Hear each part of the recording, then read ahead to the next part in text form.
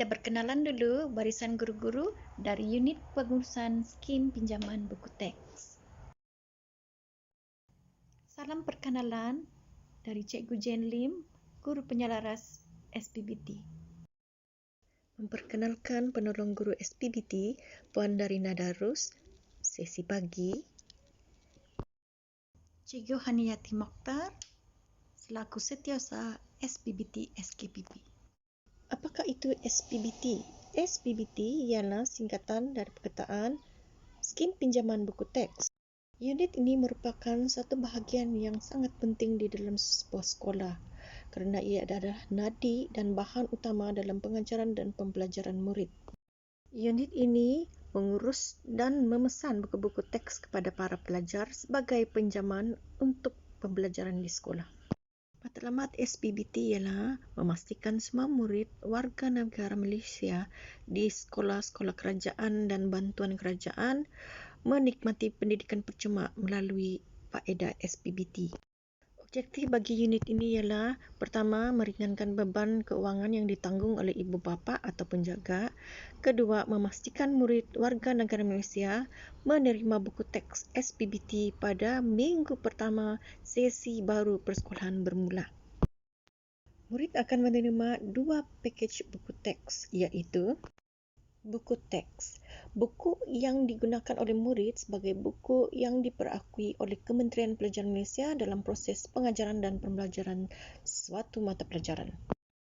Buku latihan dan aktiviti. Buku latihan dan aktiviti digunakan di sekolah rendah tahap 1 sahaja. Buku ini dikategorikan sebagai buku pakai terus yang digunakan oleh murid dalam proses pembelajaran sesuatu mata pelajaran. Murid boleh mencatat jawapan di dalam buku ini. Baiklah, semasa proses peminjaman buku teks, ibu bapa perlu mengisi borang akuan janji seperti di dalam slide ini. Ibu bapa perlu lengkapkan borang tersebut mengikut bilangan buku yang diterima. Contoh boleh dilihat di dalam slide ini. Ibu bapa perlu membaca dan memahami syarat peminjaman buku teks dan menandatangani borang sebagai tanda setuju. Berikut adalah tugas dan tanggungjawab ibu bapa serta penjaga. Yang pertama, memberi maklumat yang tepat dan benar dalam mengisi borang. Yang kedua, memastikan buku yang dipinjam oleh anak dibalut, dijaga dan dikembalikan pada masa yang ditetapkan. Yang ketiga, buku dibawa mengikut jadual waktu kelas. Yang keempat, menggantikan buku SPBT yang hilang atau rosak.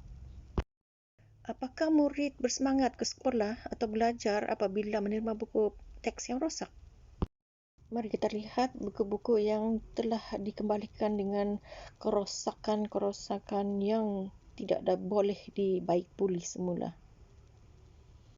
Untuk pengetahuan ibu bapa semua, buku yang dipinjam akan dikembalikan dan akan dipinjam oleh generasi akan datang, dan inilah hasil yang akan mereka terima sekiranya buku tidak dijaga dengan baik.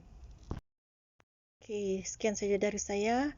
Guru penyelaras SPBT SKPP ingin mengucapkan terima kasih pada semua ibu bapa kerana menjadi pendengar yang baik. Sekian dan terima kasih.